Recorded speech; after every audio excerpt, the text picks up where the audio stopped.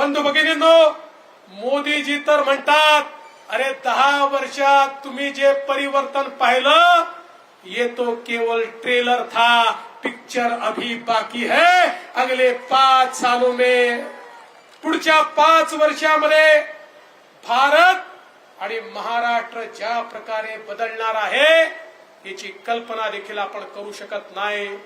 आज ज्या प्रकारे मोठ्या प्रमाणात या ठिकाणी इन्फ्रास्ट्रक्चरची कामं चालली आहेत, आपल्या सगळ्यांना मगाशी दादा म्हणत होते की थोडी खंत आहे की समृद्धी महामार्ग आमच्या परभणीहून गेला नाही, परभणी त्याला टच झाला नाही।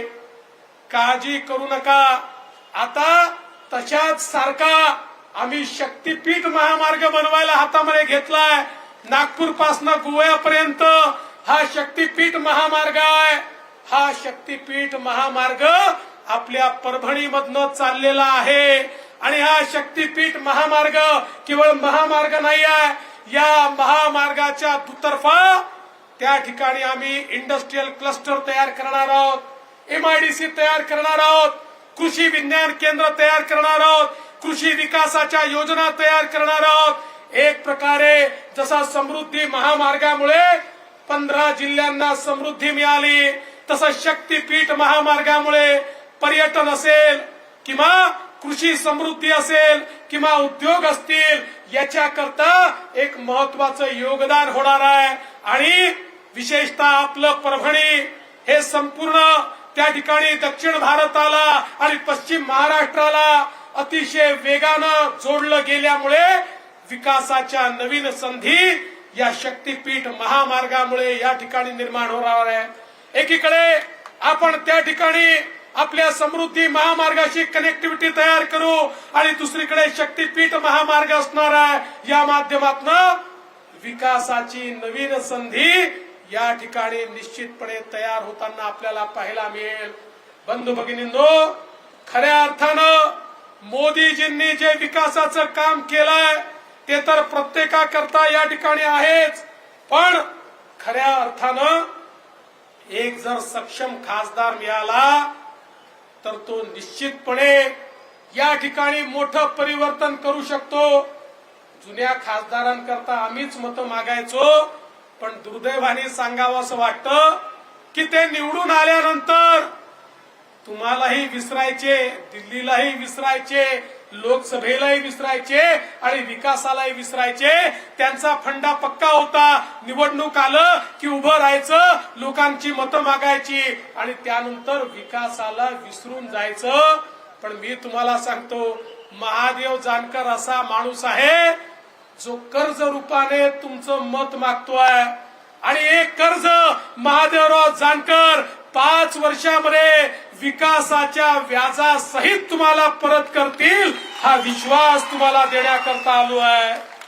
बंधू भगिनींनो, महादेव जानकरांना मत म्हणजे मोदीजींना मत आहे। आता तुम्ही बघा, या ठिकाणी वेगवेगळ्या गोष्टी सांगितल्या जातात। मोदीजींनी ज्या योजना आणल्या, मोदीजींनी जर घराची योजना आणली तर मोदीजींनी कोणाला जात विचारली नाही, कोणाला धर्म विचारला नाही, कोणाला पंथ विचारला नाही। मोदीजींनी विचारलं नाही तू हिंदू आहे का मुसलमान आहे, तू दलित आहे का आदिवासी आहे। मोदीजींनी प्रत्येक गरीबाला घर दिलं, मोदीजींनी गॅस दिला तर कोणाला जात विचारली नाही, मोदीजींनी पाण्याचं कनेक्शन दिलं तर कोणाला जात आणि धर्म विचारला नाही। मोदीजी सांगतात जात आणि धर्म एकच आहे आणि तो म्हणजे गरिबी आहे, तो म्हणजे जो गरीब आहे त्याचा विकास करणं हाच माझा धर्म आहे। आणि हे सांगणाऱ्या मोदीजींच्या पाठीशी महादेवराव जानकरांना आपल्याला उभं करायचं आहे। महादेवराव जानकरांना वोट म्हणजे नरेंद्र मोदींना वोट आहे, लक्षात ठेवा।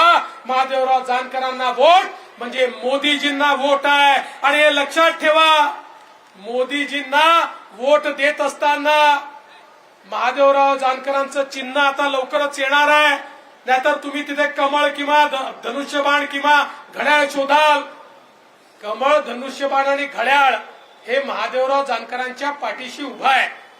2-3 दिवसात त्यांचं चिन्ह हे आपल्याला मिळणार आहे। एकदा ते चिन्ह मिळालं की आपल्या सगळ्यांना त्या चिन्हाला सोबत घेऊन घराघरापर्यंत हे चिन्ह पोचवायचं आहे आणि महादेवराव जानकरांना निवडून आणायचं आहे.